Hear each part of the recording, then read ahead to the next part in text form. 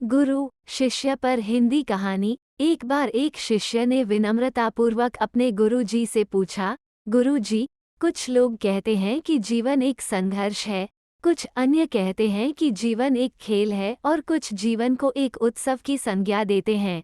इनमें कौन सही है? गुरु जी ने तत्काल बड़े ही धैर्यपूर्वक उत्तर दिया, पुत्र, जिन्हें गुरु नहीं मिला उनके लिए जीवन एक संघर्ष है, जिन्हें गुरु मिल गया उनका जीवन एक खेल है, और जो लोग गुरु द्वारा बताए गए मार्ग पर चलने लगते हैं, मात्र वे ही जीवन को एक उत्सव का नाम देने का साहस जुटा पाते हैं। यह उत्तर सुनने के बाद भी शिष्य पूरी तरह से संतुष्ट न था। गुरु जी को इसका आभास हो गया। वे कहने लगे, लो, तुम्हें इसी संदर्भ में एक कहानी सुनाता हूँ। ध्यान से सुनोगे तो स्वयं ही अपने प्रश्न का उत्तर पा सकोगे। उन्होंने जो कहानी सुनाई वो इस प्रकार थी। एक बार की बात है कि किसी गुरुकुल में 3 शिष्यों ने अपना अध्ययन संपूर्ण करने पर अपने गुरु जी से यह बताने के लिए विनती की कि उन्हें गुरुदक्षिणा में उनसे क्या चाहिए। गुरु जी पहले तो मंद मंद मुस्कुराए और फिर बड़े स्नेहपूर्वक कहने लगे, मुझे तुमसे गुरुदक्षिणा में एक थैला भर के सूखी पत्तियां चाहिए, ला सकोगे? वे तीनों मन ही मन बहुत प्रसन्न हुए, क्योंकि उन्हें लगा कि वे बड़ी आसानी से अपने गुरु जी की इच्छा पूरी कर सकेंगे। सूखी पत्तियां तो जंगल में सर्वत्र बिखरी ही रहती हैं। वे उत्साहपूर्वक एक ही स्वर में बोले, जी गुरु जी, जैसी आपकी आज्ञा।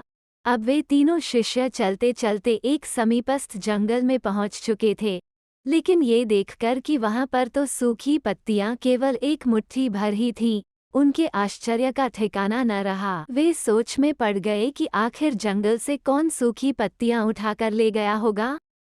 इतने में ही उन्हें दूर से आता हुआ कोई किसान दिखाई दिया। वे उसके पास पहुंचकर उससे विनम्रतापूर्वक याचना करने लगे कि वो उन्हें केवल एक थैला भर सूखी पत्तियां दे दे।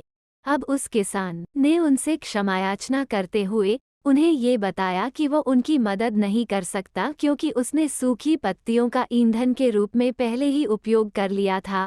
अब वे तीनों पास में ही बसे एक गांव की ओर इस आशा से बढ़ने लगे थे कि हो सकता है वहां उस गांव में उनकी कोई सहायता कर सके।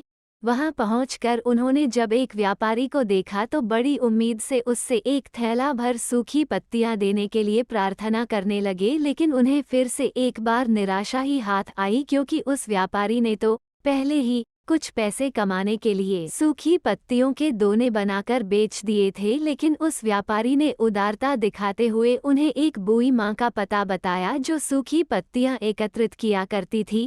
पर भाग्य ने यहाँ पर भी उनका साथ नहीं दिया, क्योंकि वो बूई माँ तो उन पत्तियों को अलग अलग करके कई प्रकार की औषधियाँ बनाया करती थी।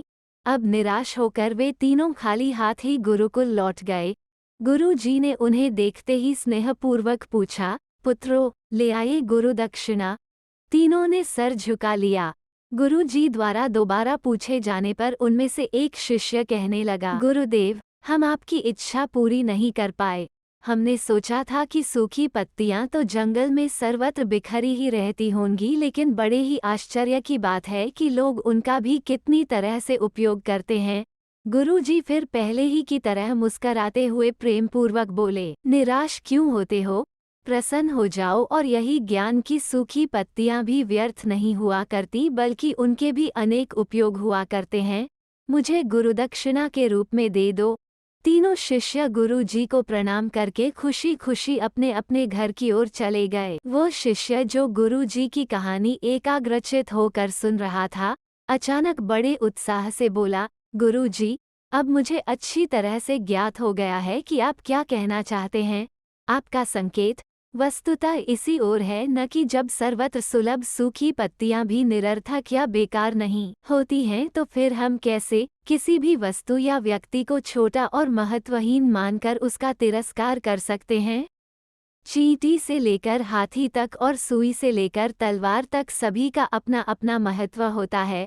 गुरु जी भी तुरंत ही बोले, हाँ पुत्र, मेरे कहने का भी यही तात्पर्य है कि हम जब भी किसी से मिलें तो उसे यथायोग्य मान देने का भरसक प्रयास करें, ताकि आपस में स्नेह, सद्भावना, सहानुभूति एवं सहिष्णुता का विस्तार होता रहे और हमारा जीवन संघर्ष के बजाय उत्सव बन सके। दूसरे, यदि जीवन को एक खेल ही माना जाए तो बेहतर यही होगा कि हम निर्विक्षिप, स्वस्थ एवं शांत प्रतियोगिता में ही भाग लें और अपने निष्पादन तथा निर्माण को ऊंचाई के शिखर पर ले जाने का अथक प्रयास करें। अब शिष्य पूरी तरह से संतुष्ट था। अंततः मैं यही कहना चाहती हूँ कि यदि हम मन, वचन और कर्म इन तीनों ही स्तरों पर इस कहानी का मूल्यांकन करें तो भी यह कहानी खरी ही उतरेगी। सबके प्रति पूर्वाग्रह से मुक्त मन वाला व्यक्ति अपने वचनों से कभी भी किसी को आहत करने का दुस्साहस नहीं करता और उसकी यही ऊर्जा उसके पुरुषार्थ के मार्ग की समस्त बाधाओं को हर लेती है। वस्तुतः हमारे जीवन का सबसे बड़ा उत्सव पुरुषार्थ ही होता है, ऐसा विद्वानों का मत है।